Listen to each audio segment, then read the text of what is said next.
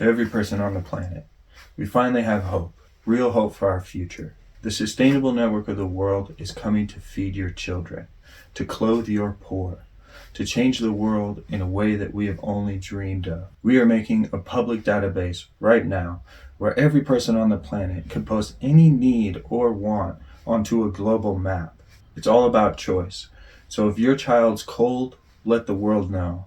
We will fix it. We are stronger than these problems. It is time to come together like never before. Any problem we can map, chart, and finally solve. This is our future. To know exactly who needs something at any given time or location. We will know exactly where to send our resources. As always, like, comment, share, and of course subscribe. It not only helps the channel grow, but it helps us all get the things that we need.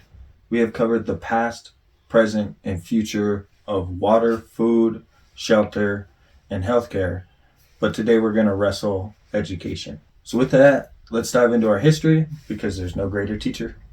Around 2.6 million years ago, small tools were some of the first things we learned to harness. Sticks and rocks for weapons was a giant step for us when it comes to defense against predators, and of course, as well as hunting and warfare. Tools like spears were huge. Unfortunately, wood decays quite quickly, so we have very few examples left behind.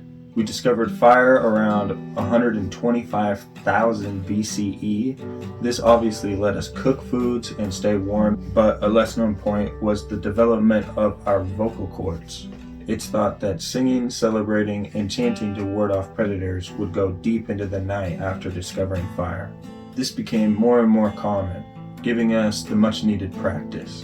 Also, we discovered a really quite amazing mushroom found by the Aboriginals to literally carry an amber for days. You can maybe call this the first lighter. We spent most of our early history moving from one region to another, hunting and gathering off the land. One of the earliest known examples of regular mass gatherings of hundreds of people was a cave system where they hatched millions of moths.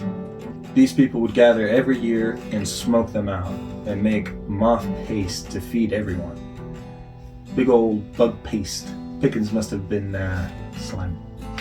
The domestication of dogs was in 15,000 BCE. These little cute guys are the best. We used these dogs to domesticate other animals such as pigs, goats, and the rest slowly came to heel. This came before plant domestication, which came about around 9,500 BCE. You can watch my other episode on food for more information, where we go over the past, present, and the future, or where we could take things using the sustainable network of the world. Jericho is among the oldest occupied settlements we know of, and it is believed to have been settled as early as 10,000 BCE, so around the same time as the domestication of plants and animals. Kind of cool, kind of crazy, all these massive cultural advancements hit at about the same time, when you're talking about hundreds of thousands of years of the human species living here. Using the stars to navigate in the Pacific has been happening as early as 15,000 years ago, as we find evidence of island hopping. The Pacific was prevalent, with cultures mostly using the night sky to make their way to new islands.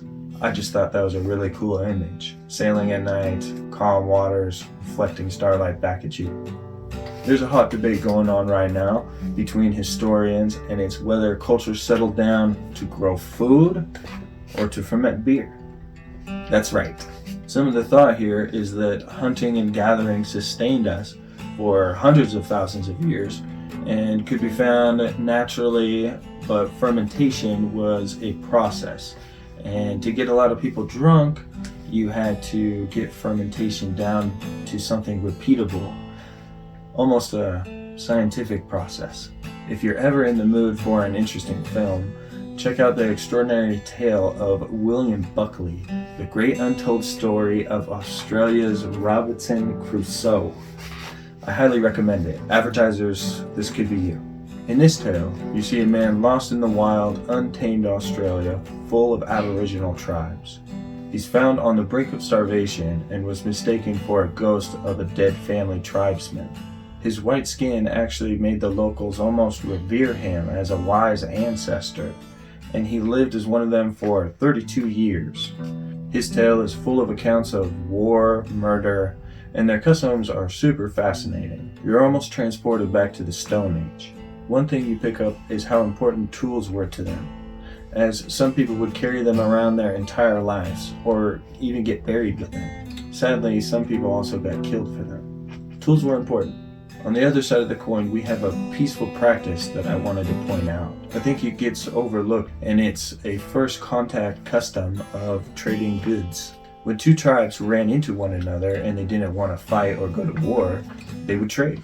And in fact, I have a hunch about an ancient alien theory. All over the world, we have depictions of leaders holding what ancient alien theorists say is a handbag. They think this is a representation of aliens giving humans technology, where I think it represents them giving or receiving peace offerings that did in fact have life-changing technologies in them from time to time.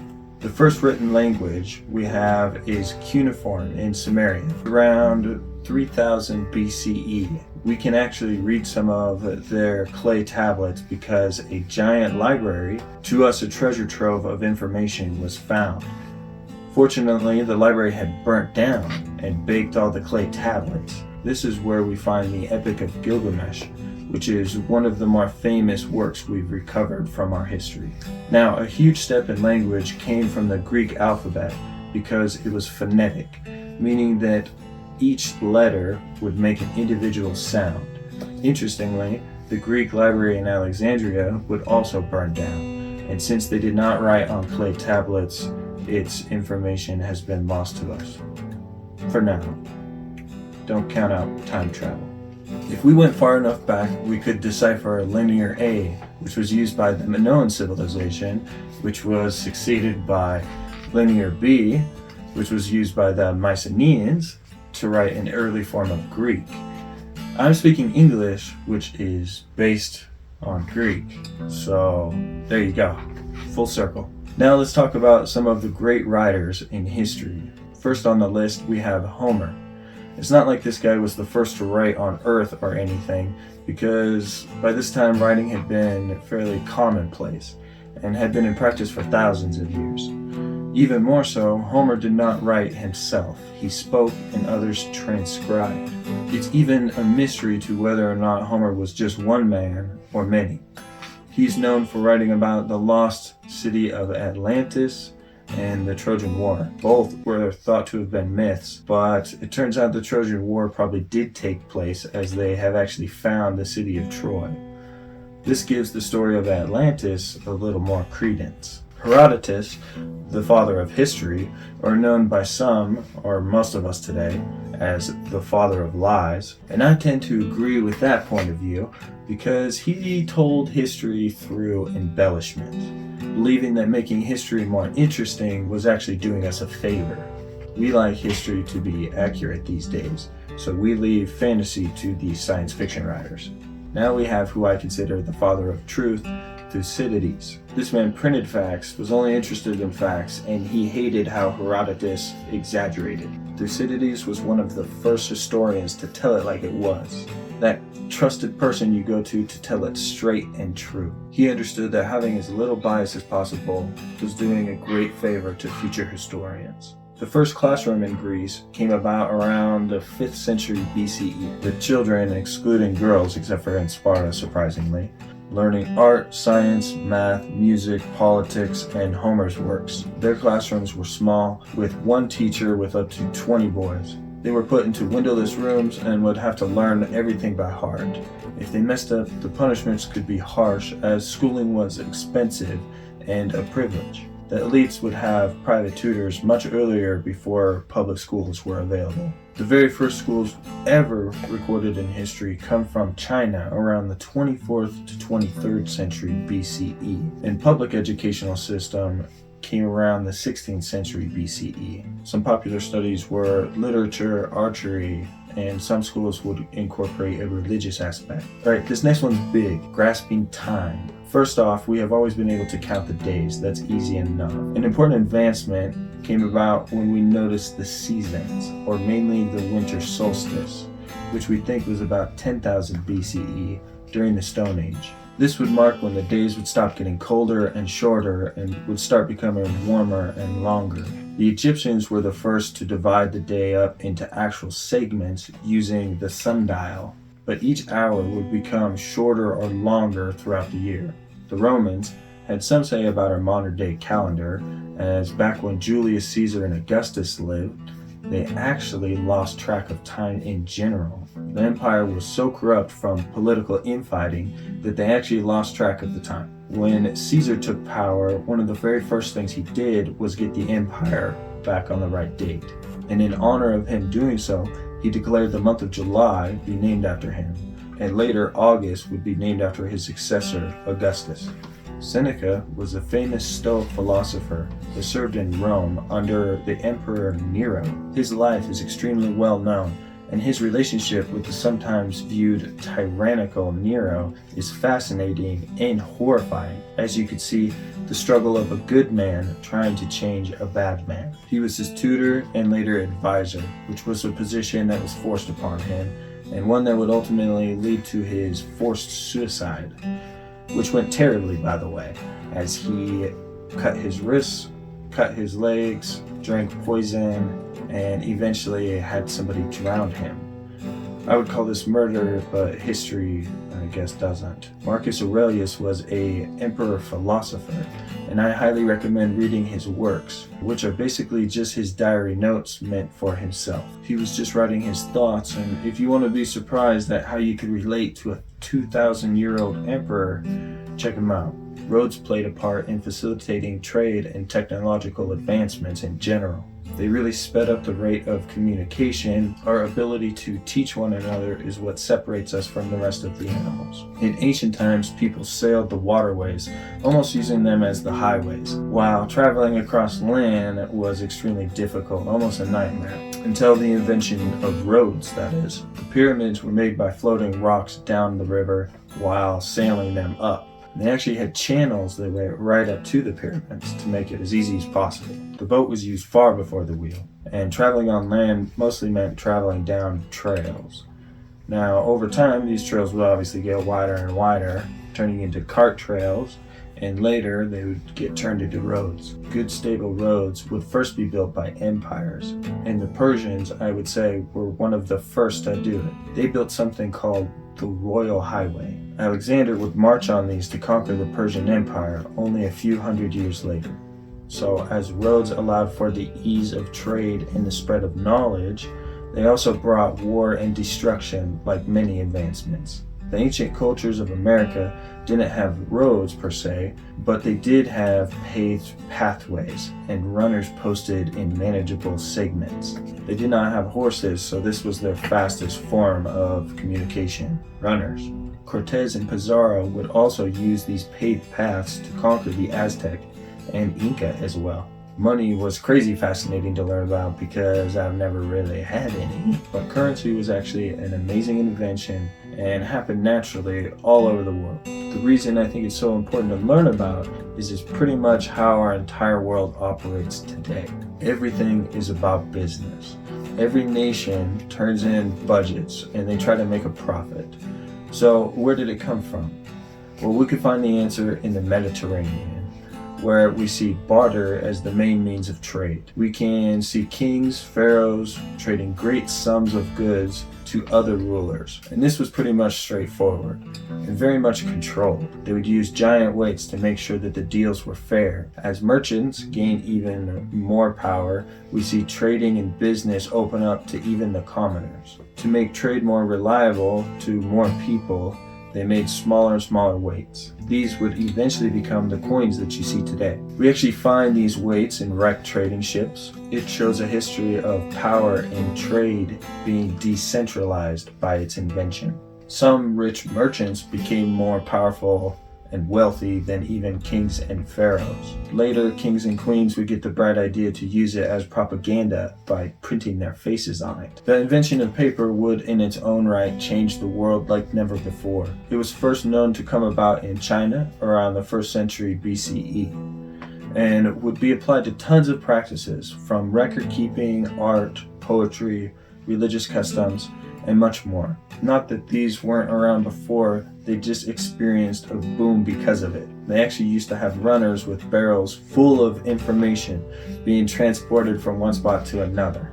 So the invention of paper literally lightened their load. Martin Luther was a great man who lived from 1483 to 1546.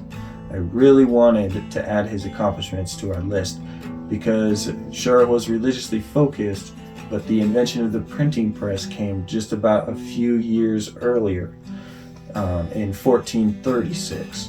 And I would say that Luther was a great pioneer and crusader for public information. In his time, the world was very much controlled by the church. One way they oppressed the public was by keeping the Bible in the hands of the bishops, and in a language not spoken by the commoners. Martin Luther fought for it to be mass printed and in a language that everyone spoke. The consequences of this mass printing was literacy skyrocketed. A very interesting and ancient way that some cultures learned to keep records was called the quipu. These were knotted ropes, and they were used by the Tibetans, Chinese, Japanese, and the Inca of South America. In 1583, the Spanish burnt every knot record they could find because it not only held information of the historical records, land measurements, and important structures, but it also contained information about the offerings they had given to their gods. Since these offerings were non-Christian, they were considered to be idolatrous. They also rounded up 200 elders and had them executed. Truly a tragic loss of knowledge. Caffeine, some have said, helped us greatly during the Industrial Revolution. The population got a kick or boost to our production rate. It also let people block out being tired at will, which made staying up and working long hours possible. You could almost call this the caffeine revolution. Just for a second, imagine humans having full control over when or even if they have to sleep. Future stuff. People are funny. We don't want to close our eyes at night, but we don't want to open them in the morning either. It's weird. The Industrial Revolution is a fairly known step in our history. It started around 1760 and went to 1820 to 1840-ish. The idea of a production line is breaking down a giant project into small, individual, repeatable tasks. Then they would also try to replace human workers with machines in as many positions as possible. This actually contributed to the wage gap, as the owner, who could replace all of his paid workers with a machine, would make massive amounts of profit while the worker just lost their jobs. They would eventually apply this idea to education itself on a whole, the industrialization of education. This was invented by Prussia in the late 1700s to early 1800s with a production line style of schooling and was adopted by the United States in 1840. In 1892, a Harvard council decided upon 12 years of education, and it works just like a production line. Products or children would move from one step to the next, and anyone that did not get the information would be left behind, just like a defective product. They were focused on a system to educate the masses, and since they didn't have anything at the time, we should consider this progress for sure. It's better than no education at all. The wireless telegraph was invented in 1895 by an Italian named Marconi. This was followed by the television in 1927 and the digital revolution in 1980, with the internet topping us off in 1995, and I was only 7. The last invention would have a huge impact on education, as in 2019 we would be hit by the coronavirus. And in my opinion, we did a fairly good job of switching to online schools. Imagine coronavirus hitting us in 1990. No one would have gotten any education. With the ability to pause, rewind, or even rewatch lectures, we could learn from home, and at our pace. With the invention of the television and the internet, one person could reach millions of people all across the globe. Interestingly enough, we went back to the old privatized educational system, and that's where we are. At present, We have an easy way to open up education to the world, but teachers, governments, college institutions, and businesses would rather lock down the information and pad their pocketbooks. Anyone right now could almost learn anything by a quick Google search.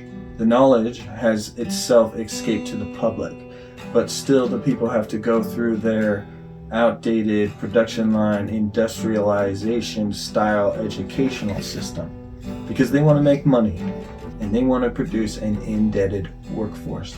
This is their scheme. It's called a debtor's society, and it's a real working concept. The world being $300 trillion in debt is proof.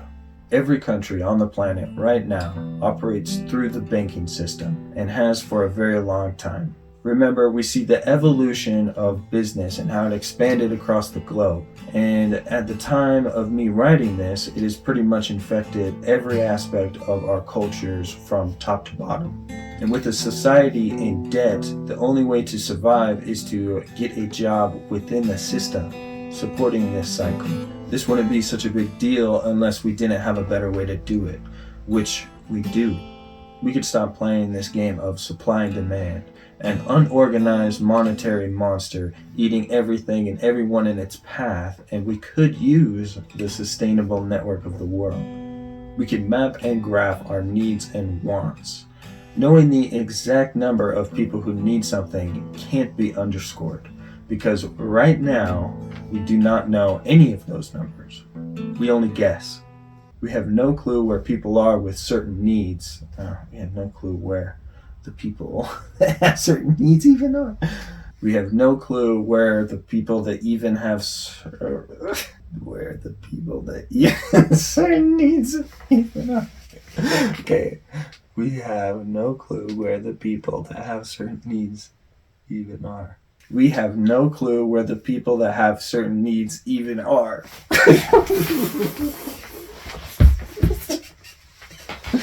Okay.